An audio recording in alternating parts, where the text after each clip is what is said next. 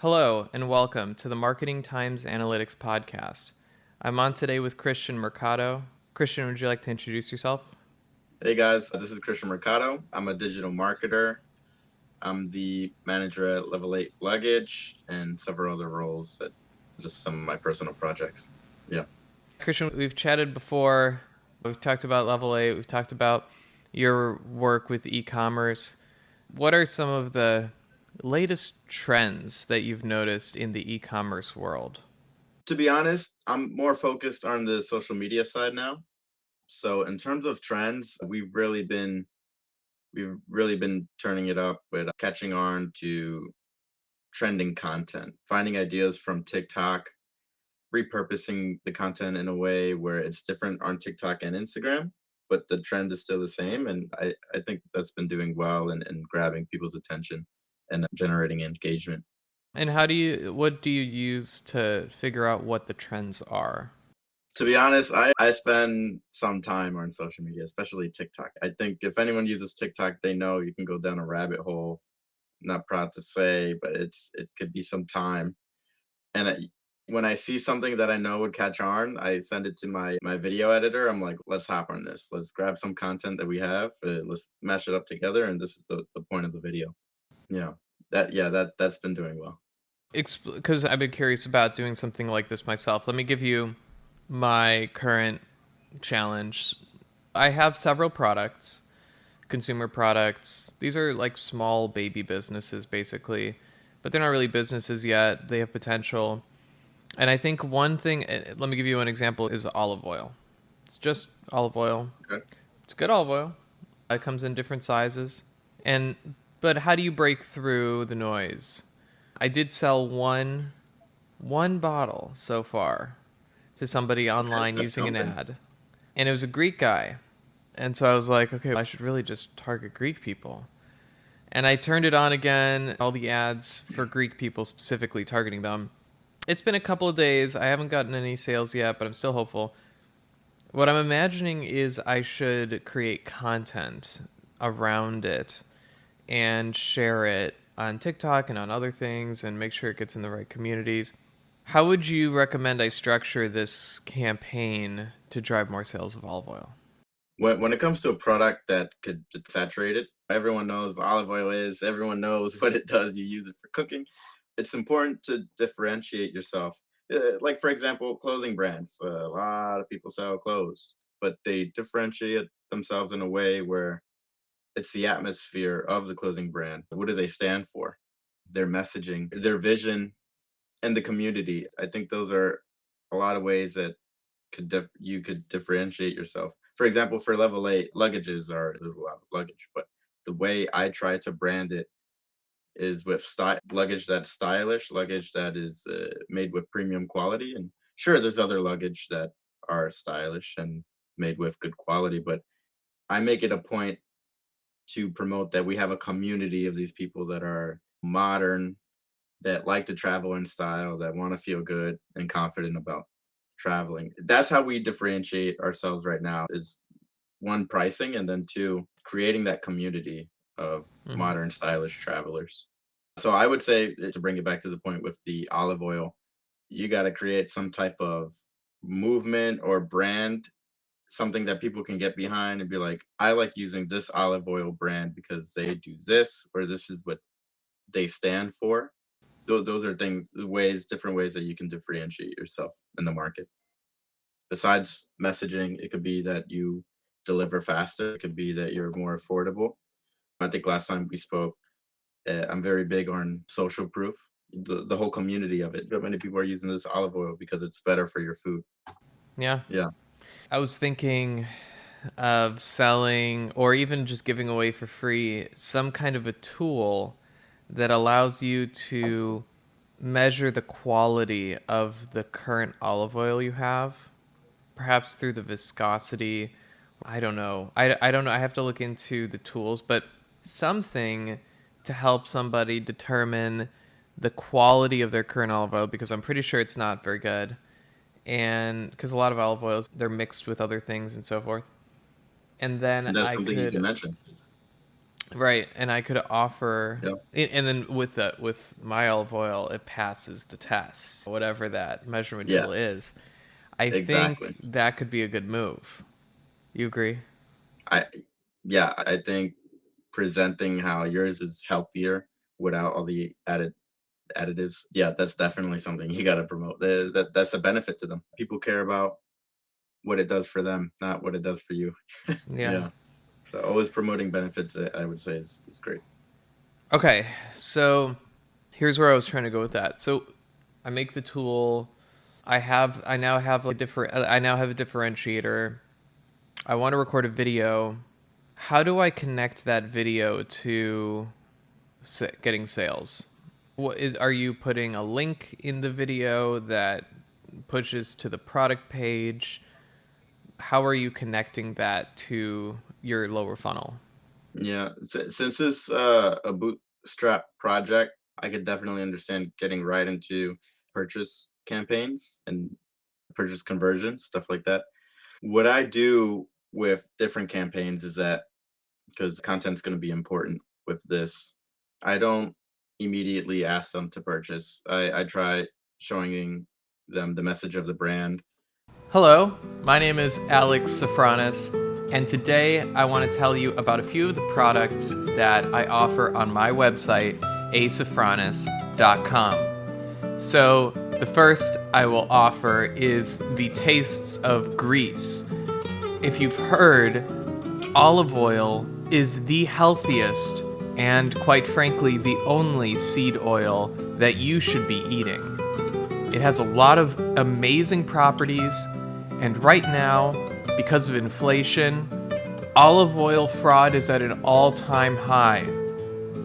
The Asafranis olive oil is guaranteed to be single origin, extra virgin, extra tasty. It's going to be the best olive oil you've ever tried, guaranteed, or your money back.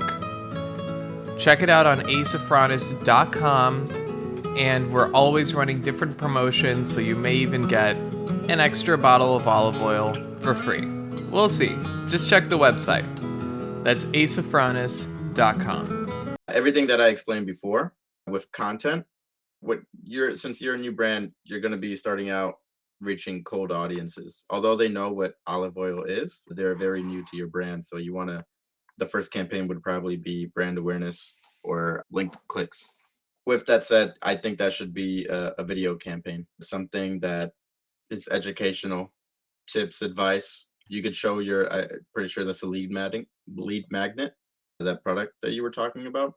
You can also present them with an informational PDF on how something making like a healthier solution for their food. So something free that maybe they could download, like yeah, like the PDF, and educational would be the first part. That would be for me, that's what I would do for brand awareness. Then I would retarget them, the people who have downloaded that booklet or saw at least 25 or 50% of the video, retarget them with either another educational video, or if you don't want to put more ad spend in it, you could retarget them with a purchase. But typically I would hit them with another branding video because now they're a little bit warmer. They're like, I've seen this brand before. I liked what they mentioned. So let's see what they have to say now. So you're retargeting them the second time, and then usually on the third time, I hit them with the purchase. Discount code, limited time, currently in stock. But I want them to know what the brand is first before they purchase. And then if you have low margins, then I think it's important to have an email, set up some type of subscription, educate them through email, and then ask them to sign up for a subscription. Get a bundle of 3 bottles, 5 bottles for this much.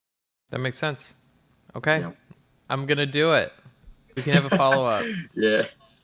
I'll share with All right. No, everybody. so I'm looking forward to it. I'm looking That's a good forward to it. idea. I love seeing people grow, and I'm always watching from the sidelines and cheering you on. Thank you, Christian. Of course. So let's talk more about you. Tell me more about what business stuff you're working on. So last year we spoke about my watch business. That's going. It's going slow, but that's on me. That's personally on me. There's just I'm spread thin a bit, so I'm doing a bunch of different projects. But I'm definitely going to focus more on it this year, and looking forward to seeing how much it grows. I'm helping a friend out. CMO of his new startup. So it's called Wi-Fi Connect. We work with a lot of brick and mortar stores, especially like hotels and cannabis shops and all across the country. It goes from like California, Washington, Colorado. We're helping them with their specifically for the cannabis industry. We're helping them with the SMS marketing because it's an industry that's very hard to advertise. It's a lot of obstacles to try reaching your target customers. So we figure out strategy plans. We get on weekly meetings with them and come up with campaigns. It's been doing well. We've been helping them generate more revenue. In regards to the hotel, we hooked them up with, this is really cool, with AI security cameras and other things too. But for starters, AI security cameras, so it's able to detect people's faces. If you have someone banned from the property, it'll like immediately notify you that this person's here and get them out. It could detect weapons, so like knives or guns, and it can notify whoever needs to be notified, the police, the manager, whoever.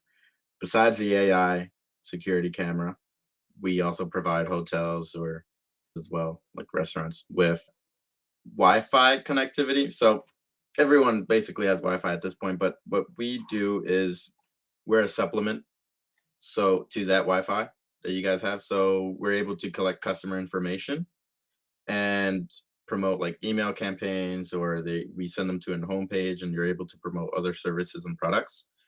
And when they leave your store or your hotel, we're able to retarget them to bring them back. So those are some core features that we do with the hotel industry and different types of other industries. With e-commerce, to be honest, I rolled back on that a bit with my own personal project, e-commerce, but I'm getting the desire to start my own store again. And besides that, yeah, helping Level 8 with growing their company, that's been fun. We do a lot of influencer campaigns. We do a lot of TikTok marketing, Instagram marketing. I'm getting them into SMS marketing now. It's been a great experience, especially like since working with the like celebrities or like influencers. I find it really cool. A lot of them stop by New York and I have meetings with them or we go out for drinks. It's been enjoyable. That's really cool. Yeah. I've been on my own journey, on my own influencer journey recently. I'm trying to get this podcast sponsored again. So if anybody's listening and interested in sponsoring, I'm looking for sponsors right now. But I realized that I think the best investment of time to get a sponsor is actually investing in my own content and making sure that I'm just focusing on the product, which is the podcast, and making it as good as possible and releasing as many episodes as I can pretty much. And I think that the sponsorship will just be a lot easier once there's a lot more activity.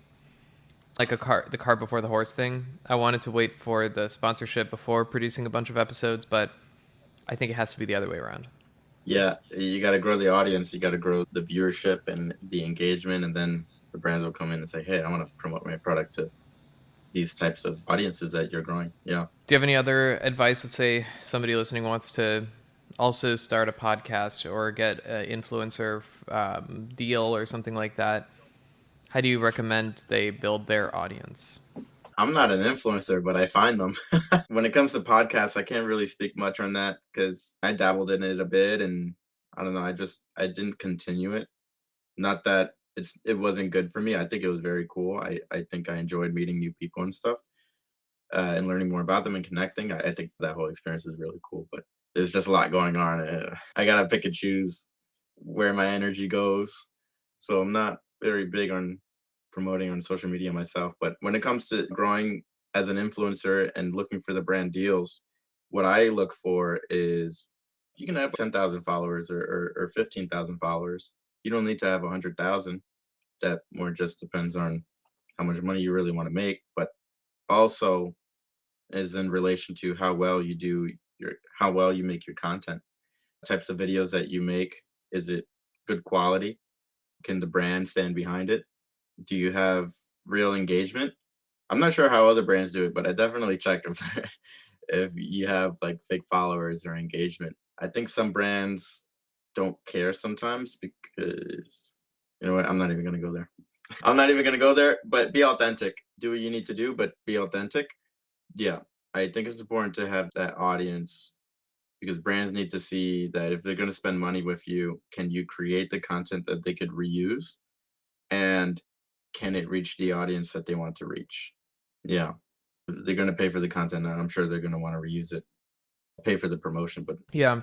I recently met, and I totally agree with everything you said. And I recently met with influencer manager who worked for a streaming service, actually live gaming, like esports. So it was slightly different than okay, that sounds cool. podcasting. Yeah, it was Yeah. interesting. It was like a different industry I don't get a lot of exposure to. And I asked him, and he said, oh, I don't know, I'm in the esports industry. I was like, it doesn't matter. Just what insights do you have about influencers in the esports industry? And he's collabs are super valuable because you're essentially sharing audiences with one another. And that's just like a super fast, almost growth hack in the influencer world.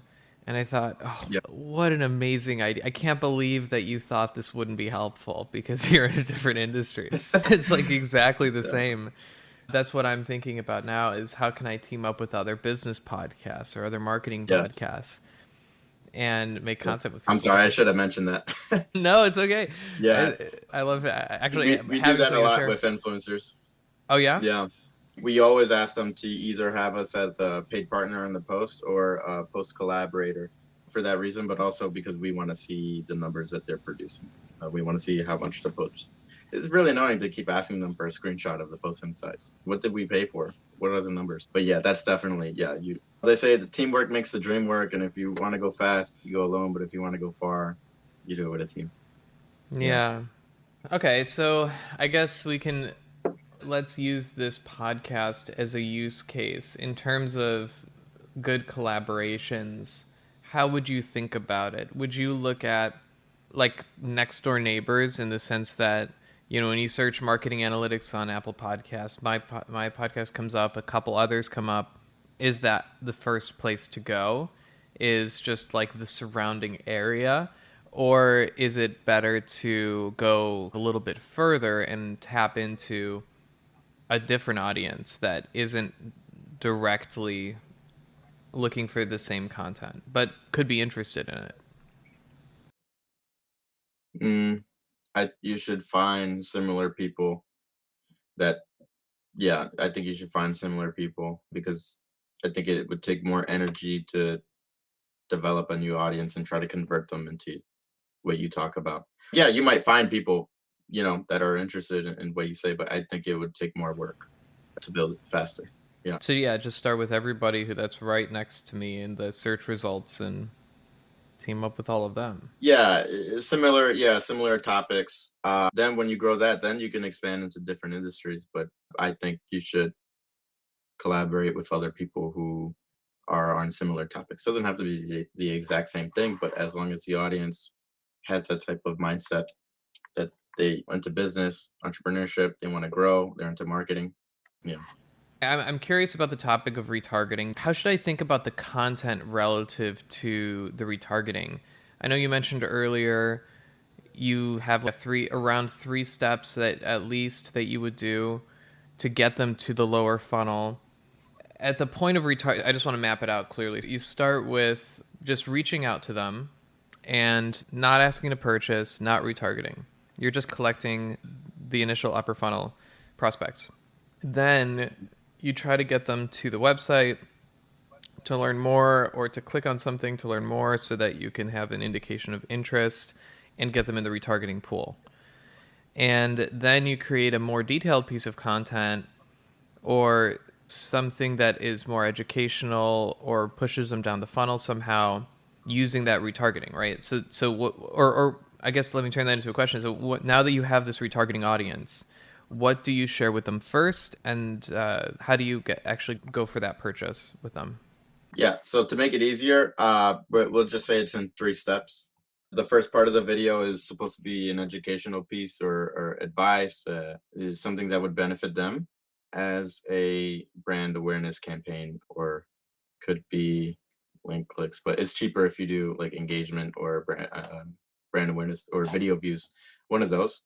Then you retarget those the people who have seen 25 or 50% of that video. You want to retarget them with the new video. And with that new video, you could offer them another piece of advice or start leaning toward showing your brand, the community that you have, some of the products, but you don't really want to sell them yet. They're being sold to all the time. No one likes ads. At least now today. At least now today is more targeted and it relates to them. But at the end of the day, for example, when Netflix said they're going to have a new subscription where there's going to be ads, I don't think a lot of people like that. Now they're going to have Yeah. to pay more or whatever. So that's just at its core, people don't really like ads.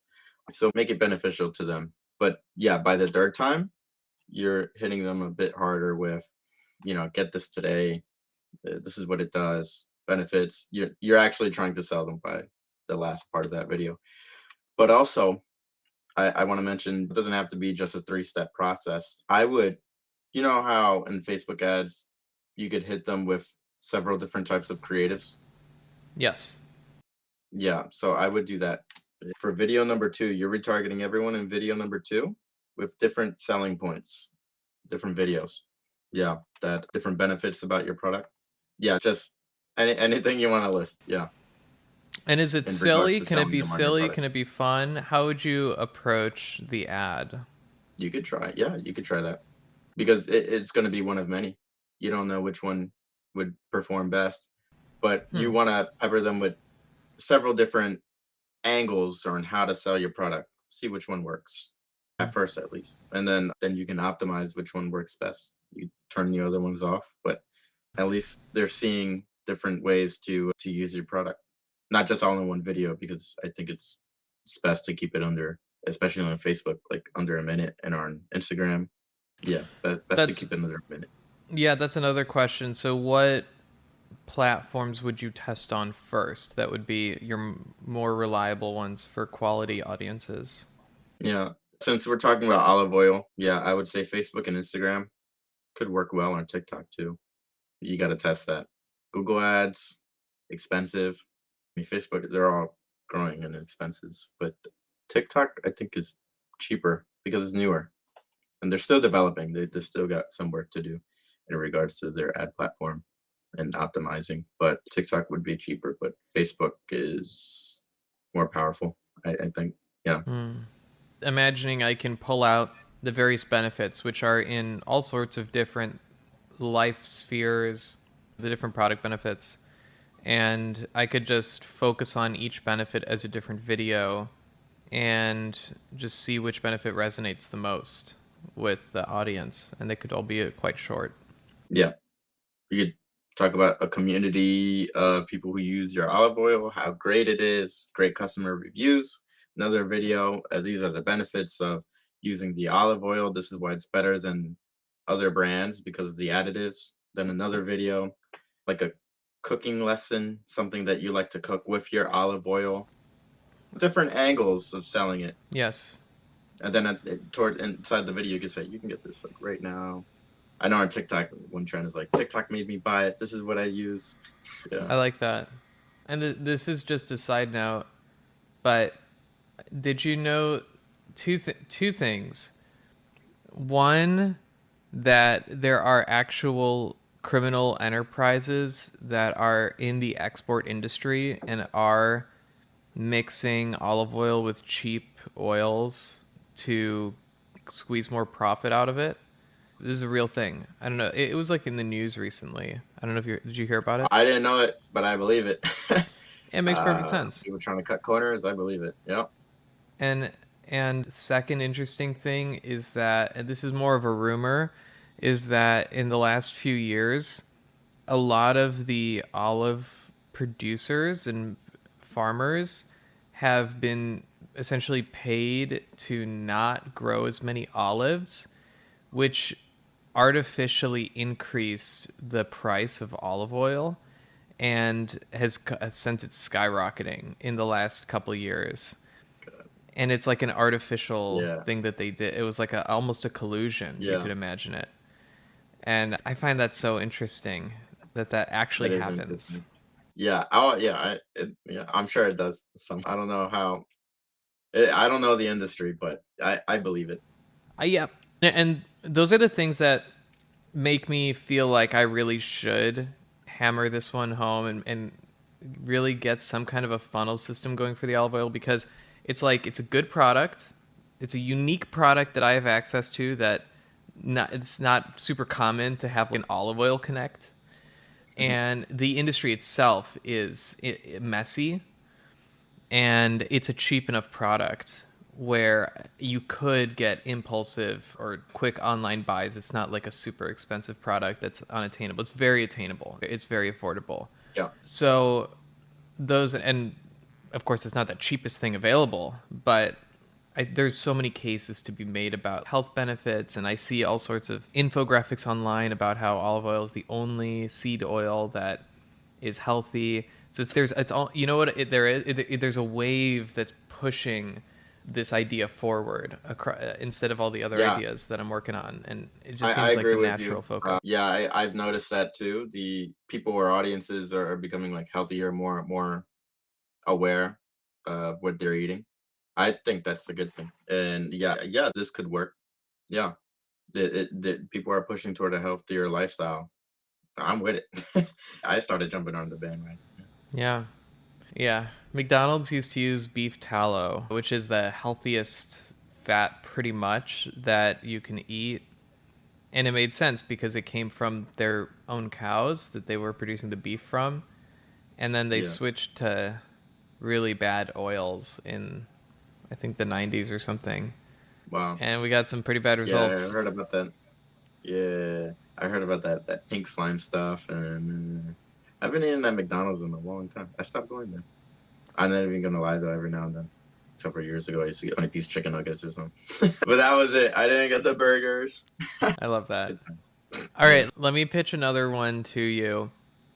I'm not looking at olive oil as a driver. I'm looking at it as a case study, something that I should be able to optimize this product. This is what you do, or what you've done, at least in the e-com industry. It's really like fine tuning and building an advertising campaign and basically a marketing engine to sell a product. And I admittedly haven't gotten there yet, so it's really helpful to talk through this. I want to also get your advice on a bigger, longer term project that I'm thinking about, because I talked to an investment banker and she said it's a crowded industry. I'm not sure you can do it. It's saturated. And but I got away with a maybe. I got her to slightly capitulate, and let me tell you why.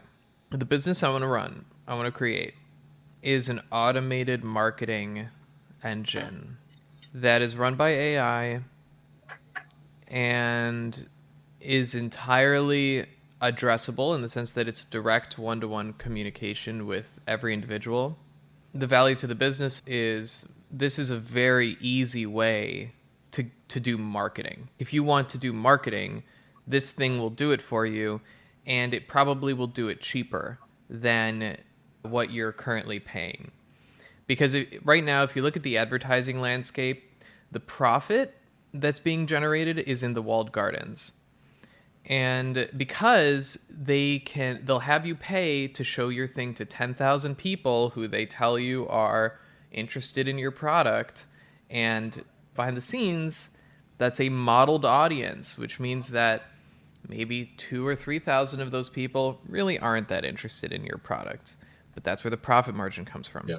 I expect that to be completely destroyed at some point. I don't think that it's going to go on forever. I think there will be competition and legislation that breaks it up eventually. So, Yeah. Yeah. the business that I want to create is the base is an automated lead gen system that crawls the internet and looks for good leads. That already exists. On top of it, I want to build a marketing engine crawler to find people who are best suited for a particular product, generate an ad campaign for that person specifically, and reach out to them via direct means, whether it's social media, text, call, direct mail, email, There any direct means where you can say this person did not respond or this person did respond. And the reason for that is very important. It's because you can run testing if you know who you're reaching. And now, a quick word from our sponsor, me. I want to tell you about all the different podcasts I'm doing because you might just be listening to one, and I want you to know about all of them. So, the Asophronics podcast network includes marketing times analytics, AI times automation, security times privacy.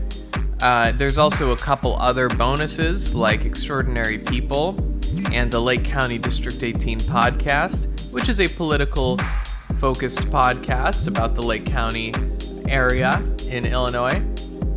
So there's a little something in there for everybody. I really hope that you enjoy the podcast. Go check out the other ones.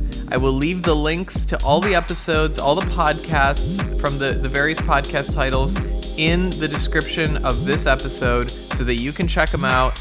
I encourage you to do so. I hope you'll find it interesting, and I hope that you have an excellent day ahead. Thank you, and now back to the episode. If you are just doing the black box walled garden, I'm going to put some money into this blind campaign. You don't really get a lot of good testing. You can do A/B testing, but you can, if you actually know who you're reaching out to, you know maybe where they are, for instance, you can do basically lift tests on what causes more sales within particular audiences, and you can match people's names to sales and see what maybe tactics worked the best or things like that. So anyway, it's much more advanced if you know who you're reaching out to. That's really what it is, right? Automated lead gen as the engine of the data, basically the database is like a dynamic database. It is whatever it needs to be. Like it will find whichever audience it needs to find, and that'll be the database. So that's one completely. It's not like new in the sense that nobody's done it, but it is new in the industry. This is not a common use case. And then on top of it, it has like an advertising piece. So the reason why I was told that it was saturated was because there are people in this space doing these kinds of things. However, to my knowledge, there is nobody who is doing exactly what I'm talking about. So I think it is still new, but it's not like what I told you is replicatable. What I think is not replicable is that I can personally input strategy that I've learned over a decade in marketing and advertising, and I can build it in different testing types and different innovation strategies, different ways to think about and optimize marketing campaigns. All the stuff that basically I've been like hired to figure out, I can program into the machine, and that becomes more unique offering that other companies, I would guess at least it could be on par with what other companies are offering. And I think it has a really good chance of being better. That's my pitch. What do you think about this as a general concept? What comes to mind for you? I'm not too sure if I completely could see the picture. But that's because I'm a visual person. I I think I understand what you mean. I guess I'm a little lost at the platform you're using to crawl because you said it's like a walled It's a garden. I assume scraper. you meant It's like not, Facebook and Google. yeah, Yeah, and then the scraper. let me What explain. platform is it scraping? All of them. Every social media, every search engine. And they're finding emails or phone numbers. And But yeah, so let's say we're selling olive oil, and it would guess what the best audience is for that olive oil, and it would search to find them. So it might start with just searching olive oil. Just that's it. Just those two words. Like when I'm searching for people for the podcast, I type in marketing analytics and I click people. Who comes up? Who's associated with the thing that you're trying to sell that you don't have as who you don't have as a customer yet? And so it would have that sort of algorithm. That'd be like one piece of IP is just is finding an audience for the product. Then it would search olive oil and it would start crawling every result that comes up and collect every identity that comes up associated with the thing you're trying to sell. And it It'd would be really then, cool if it could like, yeah, I'm sorry. no, go It'd be ahead. really cool if it could like go through the reviews and find the people reviews of products, and because those are already customers, and then collect their email or something associated to them. Then that's an audience for olive oil. Yeah. That'd be cool. It's like an anti other product audience. You could look at bad reviews for Yeah, competitors. that thought came through my mind. People It's a great idea. upset with current brands, but then I don't know, they might not like olive oil at all after that. So that's something to test. The good reviews and the bad reviews, which one works Yeah. best? Yeah. Yeah. So they would it would that's an excellent idea, and so that's just one piece. So imagine the flow is figure out what the product is, figure out who the best audience is, find one person from that audience, then do a secondary search for all of the different ways to contact that person. Try to validate that it's an individual and not somebody with John Smith with 1,000 different social profiles, but something more unique where you can be fairly confident you're reaching out to one person, and then you create it, then it creates a unique ad set for them using the different reach out methods that it has available, like SMS and calling, or if it has a social handle, it just reaches out to them on social.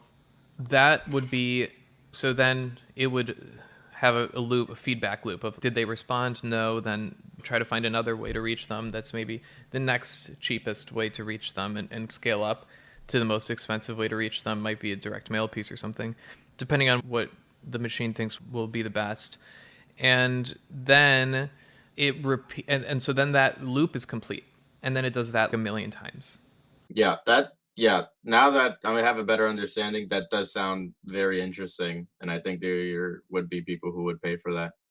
My only concern would be the privacy laws behind that. I don't know. I don't know too much, Don't even but remind I feel me. like you might run into some privacy stuff. But It's true. That's a big consideration. I'm sure there's yeah, I'm sure there's a way. Yeah, there's a way because there's no laws about hitting contacting them through Instagram, Facebook Messenger. Yeah, there's publicly available data, and there's also data regulation that varies by state and by country. So there are loopholes to a lot of things, but you just have to in general think that privacy regulation, generally speaking, is intended to keep competition out.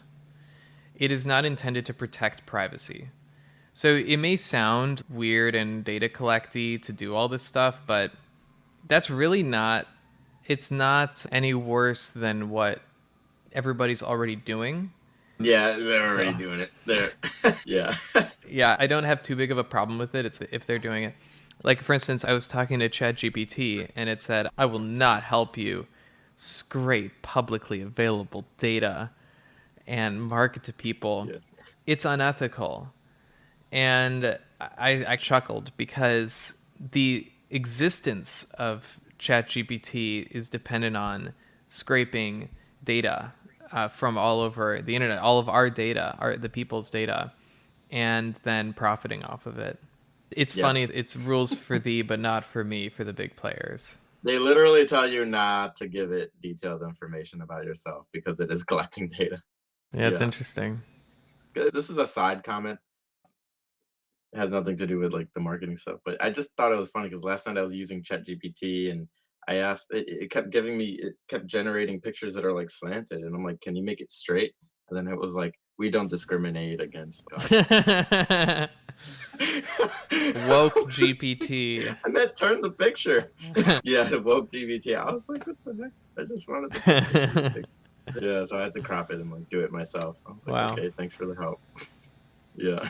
I think it's funny how it's such an advanced computer model to generate images, but they still can't do text somehow in the images. It Uh, continuously I, messes up all text. yeah, I tried putting no more than 5 words and I press every do button maybe about 15, 10 to 20 times. Yeah. Yeah. But I think it's getting better. Like over time, I've seen it perform a little bit better, but yeah, it definitely messes up. Christian, this has been such a great conversation and very I just really appreciate you hopping on and chatting through all this stuff. You have such a great perspective, Yeah, and you're in a very hot area in the marketing world. So I appreciate you joining, and I'm sure we'll talk again soon. I appreciate that, Alex. Thank you for having me on and taking the time to get on this call with me. We'll talk to you soon.